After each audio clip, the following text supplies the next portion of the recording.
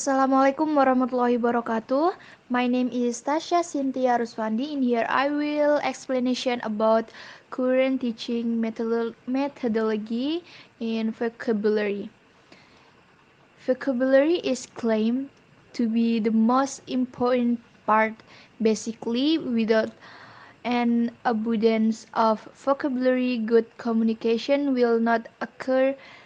Delar and Hawking D. Innovation Ltp. And aside Thornbury 2002 p. 30 saying that if you spend most of your time teaching English grammar, you will not improve much. You will see the greatest improvement if you learn more words and expression. You can say very little with grammar, but you can say almost anything with words. From the above statement, we can conclude that basically vocabulary is more important to increase by one level. Portion of teaching grammar is more than the vocabulary. This experience and imbalance, even then vocabulary introduced is very simple, so that if students have power interesting with low English, they only know the vocabulary. They, they only know simple vocabulary. This should be of particularly concern in the learning process. So that students are motivated to know more vocabulary, and the choice of method is also very important in this case. The next slide, principle of learning and teaching vocabulary. However many theories about the vocabulary learning process are written, that is still only a matter of memory, so there are some general principles for successful teaching that apply to all methods. According to Wallace, 1988, the principle is A. Objective, what to teach, which word, how much. B. Target vocabulary needs must respond to the real needs and interests of students. C. Frequent exposures and repetition. D. The meaningful presentation of clear and unambiguous reference must be denotation, or vocabulary is learned with a complex process, and the main goals is student memory, so that the teacher must have new innovations so that students are able to remember vocabulary well.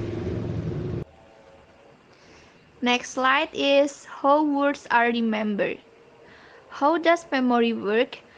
Researchers on how memory works distinguish between the following systems. Thornbury 2002. A. Short-term store. Short-term storage is the capacity of the brain to store certain items of information for periods of time up to several seconds. This is a this is the type of memory involved in repeating a word you just heard from the modeling teacher. But successful vocabulary learning involves more than just holding down words for a few seconds. In order to integrate words into long-term memory, the word needs to undergo various types of operation. B. Working memory. Working memory means focusing on a word long enough to perform operation on that word. This means that information is manipulated through the sense from external source and or can be downloaded from long-term memory. The material remains in working memory for about 20 seconds. The presence of a loop articulator allows processing of this new material. It works like a tape looping again. C. Long-term memory. Long-term memory can be seen as kind of charging system, unlike working memory which has limited capacity and no permanent content. This type of memory has a very large capacity and the content are durable. The last slide. However, to ensure the transfer of new material into permanent long-term memory, a number of participles must be followed described by Thornbury 2002. Repetition. Repetition of a meeting with a single word is essentially useful and effective. The next is retrieval.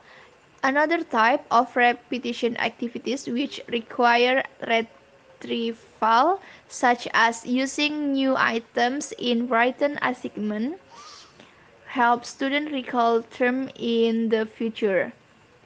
The next, space. Function to divide memory jobs over a period of time rather than combining them into one block. The next, speed. In respect of different learning styles and speeds, students should be. The next, cognitive depth. The more discussion, more cognitively demanding this decision are, the better the word is remembered. The next, personalizing. Personal organizing significantly increase the likelihood that students will remember new items. Image.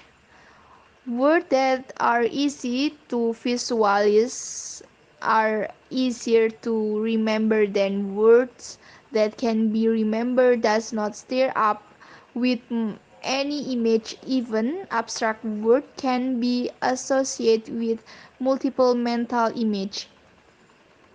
The next, mnemonic tricks to help retrieve item or rules stored in memory. The best type of mnemonics are visuals and keyword techniques. The next, motivation. Strong motivation does not guarantee that word will be remembered. Even students who are not motivated remember words if they have this appropriate task to face. The last, mindfulness. Impossible to increase vocabulary without a certain degree of conscious attention. Thank you. I think it's enough.